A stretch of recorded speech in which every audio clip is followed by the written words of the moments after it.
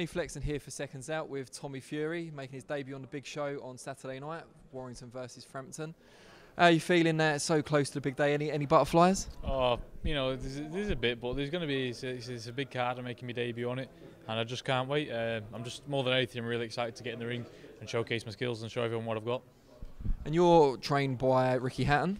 How did you two come together? Well, what it was, my dad, obviously Tyson was training down at Ricky Hatton's gym, and my dad got a trial training session in for me. So I went down there and trained, and obviously he must have liked what he saw.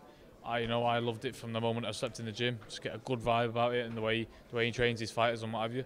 So I've never looked back since then, and we've both been on this journey together. And I'm very thankful for him to taking me on and teaching me what he knows. Obviously you've been inspired a great deal by your brother, but do you ever get tired of being asked about Tyson and what he means to you and that kind of thing? I don't mind it, because without Tyson I wouldn't be in this position right now. So, but I just want to make it clear that I'm not one to shout his name about or whatever like that.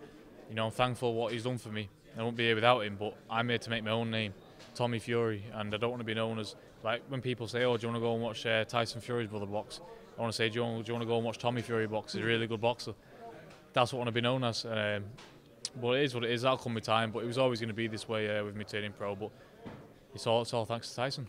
Did you spend much time in camp with him leading up to this, your debut, and obviously his fight with Wilder, or was it mostly him in America? It was mostly him in America, because by the time this fight got come round, he was in LA when it got finalised. So I've just been training, doing my own thing really, just letting him crack on, you know, doing whatever he's doing, and then do whatever I'm doing, you know.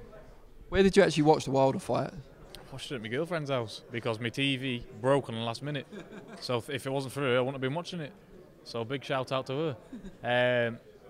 But yeah, as I say, it is a freak accident. Rang up the Sky, and they said, "Oh, you're actually the first person who can't get it on in the whole of the UK." I said, "Strange, isn't it?" But especially given who you are. Exactly. Yeah, I don't know. There's a bit demonic things going on, possessing the TVs and what have you. But it is what it is. Watched the fight at the end of the day, and he done very well, done what he needed to do, and he was robbed out of a very, very, very good comeback. When he went down right near the end, what were you like to watch with? Because I'm thinking, especially if you're watching with your girlfriend and you're like, oh my God, he's gone down. Were you like screaming at the telly? Or? Oh, yeah. Must have woke up about 5 neighbours down the road. But it is what it is. You know, I thought, especially in the last knockdown, I thought, that was a heavy shot. And he's, you know, to see his head smash off the canvas, I thought, fucking hell. And then when he was getting up, I thought he was going to be on shaky legs and the ref was going to wave it off. But due to his ref, he played his part there, and that was one of the best pieces of refereeing you'll ever see. And you got to thank the Lord and Saviour Jesus Christ for helping Tyson through that moment, because I genuinely believe it was him that brought him back. Out of all your family, who are you closest to? Because everyone's going to ask you about Tyson, but obviously you've got other brothers and sisters as well. Shane, obviously, we know well, and your dad as well. Who are you closest to in your family? Probably my brother Roman. You know, I've grew up with him. He's been there ever since I started my boxing career.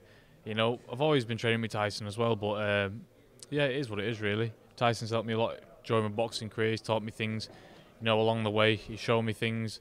Yeah, and I thank him very much for everything he's shown me.